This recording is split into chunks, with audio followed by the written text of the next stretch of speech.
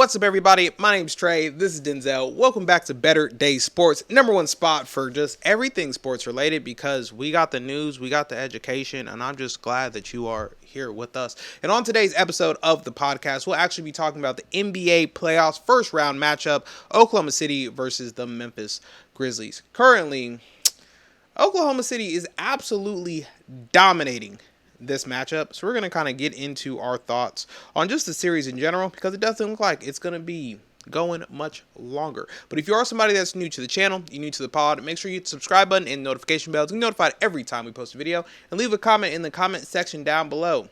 If the Grizzlies have any shot at all to come back in this series, I'm going to let you know right now, I don't think they do. But Denzel, go ahead. How you feeling about the series? They don't have enough firepower. I don't know what's going on with Ja. Hopefully it gets resolved soon for the next year. And the series is a sweep. As simple as that. Like we stated before, this is like a college team in the NBA. I honestly think they don't even have to play Shea next game, and they can still get the same type of blowouts they've been getting. It's just they're that well functioning as a team, and they have enough guys. How can I say this, actually?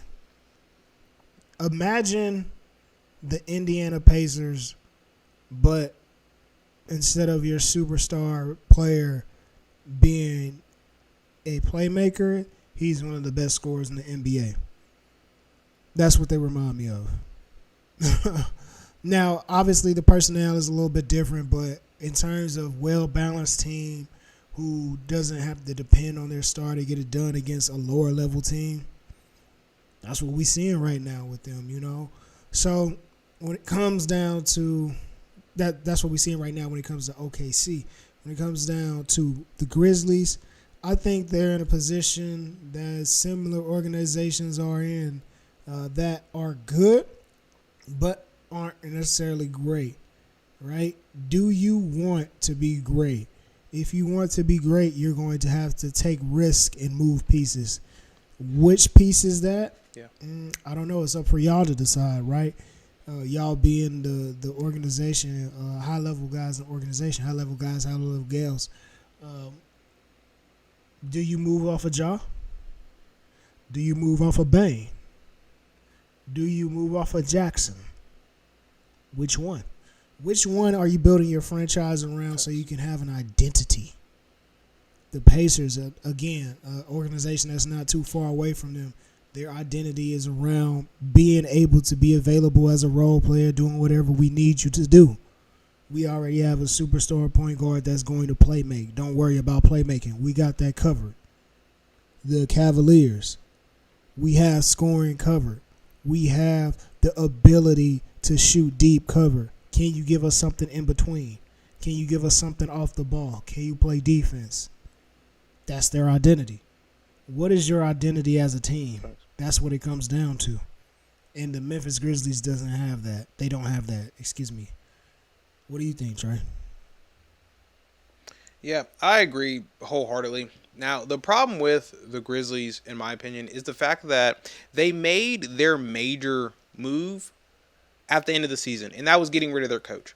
If you would have done that in the offseason, I would have been like, okay, you're moving in a different direction. Maybe you can bring in a young coach, give you somebody. But now it just looks like their offense is confusing. It doesn't look like they know who their star is. For whatever reason, they're now running their offense completely through Scottie Pippen Jr., which I don't necessarily understand. I mean, I know that Jaw's out and maybe that kind of messed up like the flow of your offense.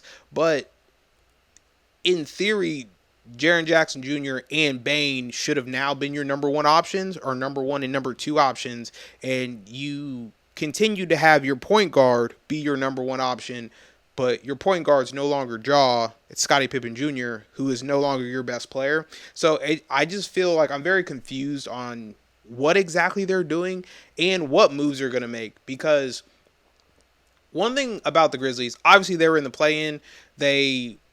The West is obviously a lot different than the East when it comes to these teams really being bunched up, because at any point in time, the Memphis Grizzlies could have ended up the 4 seed rather than the 10th seed, just because of how competitive the West is. But we can see there's a clear gap between Oklahoma City and this Grizzlies team. And kind of on that other side, Oklahoma City is doing exactly what they've done all season long, which is dominating bad teams. And it doesn't matter if their MVP, you know, potential player in Shea is having a good game, if it's coming from Chet, if it's coming from Williams. Hartenstein had a really good few blocks, defensive plays. It just seems like Oklahoma City is far and above probably the best team right now in the West when it comes to just how they played. But also I don't know if I should say that because they are playing the Grizzlies, who kind of barely got into the playoffs. So yeah, I do agree this is definitely going to be a sweep. I don't know what moves the Grizzlies are going to make this offseason, but something has to be done to this roster because I think there's a clear gap between them and the other real competitors in the Western Conference, and something has to change, to be honest with you. Now, if you were the Grizzlies, who are you moving off of? That's a tough conversation because I think that you have to look at one or two things. Do you want to build around a big or do you want to build around a guard? I think there are plenty of guards that you can find. So with that being said, you move off of your guards and you keep Jaren Jackson Jr. But if you disagree, that's fine. But again, I think it's very hard to find very capable big men today in the NBA. So keep that big that you have in Jaren Jackson Jr. and build around him. Let the guards go. Let Bane go or let Ja go. One of them have to go, though. To me, it would have to be Bane just simply because he's not the playmaker that Ja is. He's a great talent, but I think we can find another guard that can do what he does. And that's no knock on him. That's no disrespect to him. He's going to find work elsewhere. Kudos to that man. But that's what I would do personally. Now, flip side of things. The Grizzlies more than likely are finished, right? Not finished, but Yeah. we already know what's going on. The Thunder. Yeah, it's this series is Thunder. wraps. Yeah. How do they look next series against either the Nuggets or the Clippers? I think that if they play the Clippers, this series will be very tough. If they play I agree. the Nuggets, I think they kind of washed them, man. I'm not going to lie to you. I think they're that much younger, that much better, and I think the matchups favor the Thunder more than it does the Nuggets at this point in time. The Clippers, on the other hand, I think there's just a lot of skill, and the coaching is very on par with what you need to do to compete with an OKC. And you have very, very, very special legends, modern-day legends, in my opinion, with Harden and Kawhi. I wasn't a believer at first, but, Trey kind of made me a believer. What do you think? Like, when it comes to the Grizzlies, I think, and I've said this a lot, Jaw's going to be the person to move off of for the simple fact that he's probably your most criticized player on your team, regardless if he's doing well or not because of the stuff that he has off the court. So I think moving away from that, bringing in a new coach and kind of letting him assert himself as building a culture for your team is going to be important. And I just think it's hard to do with Jaw on the roster just because he really is that star caliber of player. And also the reason why I'm probably moving off of Jaw rather than Bane is Bane's just a better shooter. He didn't necessarily shoot it that well in this series, but I need my guard to be able to hit shots, which Jaw has a hard time doing. So I think if you can give more, and it's also I think why they ran majority of their offense through Pippen. Now they have a guard who can come off the screens, who can shoot the three, he can hit his free throws and do stuff like that. So I think it's just set up for Jaw kind of being moved off on just because of the off the court stuff and asserting your culture on your team.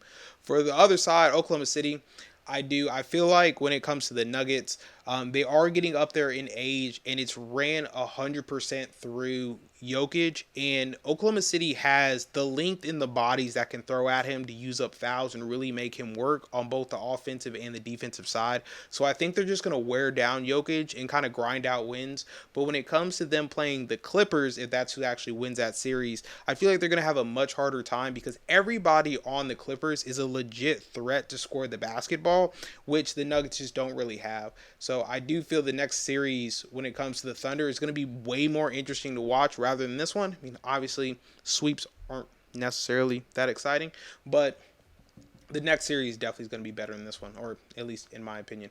Now, you have any hot takes? Jaren Jackson wins an MVP within 3 years.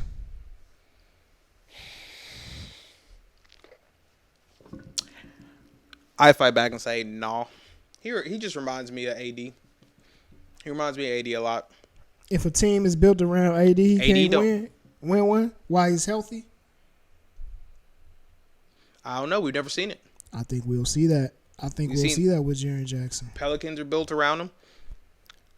I think having a big who struggles with his consistency to shoot the three is a very hard piece to build around. It's different if you have a super dominant big like Joel Embiid or Jokic or even Giannis, even though he's kind of like a guard, but he doesn't shoot the three at all. He plays in the paint. Jaren Jackson is a person just like AD that seems to fall in love with the three and doesn't like to play like a standard big. And for me, it's really just hard to build around that when we look around the league and there's no other player like that who's winning at a high clip. We have AD, we have Bam, we have Larry Markkinen, and none of those players have really asserted themselves saying, hey, put stuff around me and I can get you to the playoffs and get you deep in the playoffs. So I don't know if potentially a new coach coming into the Grizzlies organization is going to say, hey, let me try something that we really haven't seen work around the NBA, but because I'm this new super smart coach, it'll work for my organization. I just think it'd be hard to kind of pitch that to their ownership, to be honest with you. That's fine and understandable, but supporting my opinion with him winning the MVP, I think he's at a perfect age right now to where if you do build around him, and I mean truly build around him and have him be your go-to number one, I think he can just blossom into something special, man. The guy's only 25, going on 26 years old. Like, I just see it, man. I see it with him.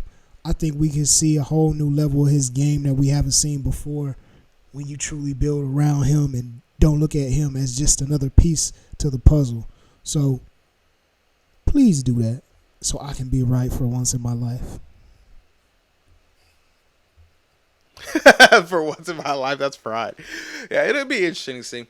But leave a comment in the comment section down below. How you feel about the Grizzlies? Who should they move off of? Or how can they really take the next steps of making this a deep playoff run type of team? Don't get me wrong, they're exciting, which seems like they're always exciting. The Grizzlies always go through stints during the season where you're like, oh, they could be the 1 seed, and then they could also be the 10th seed a week later. So they definitely need to make some moves. What coach do you think they're going to bring in? Do you think they're going to bring somebody up from college? Do you think they're going to bring, kind of a journeyman across? For some reason, they'll probably end up hiring Doc Rivers when he gets fired from the Bucks or something crazy. And for some reason, he's going to be their saving grace. But we'll see what they actually do this offseason since they did get swept. But if you are new to the channel, new to the pod, make sure you hit the subscribe button and the notification bell to get notified every time I post a video. Like I said, leave a comment in what you think the Grizzlies should do because a lot of options. And I really don't know what direction they're going to take. But just like that, we will see you in the next one. Peace.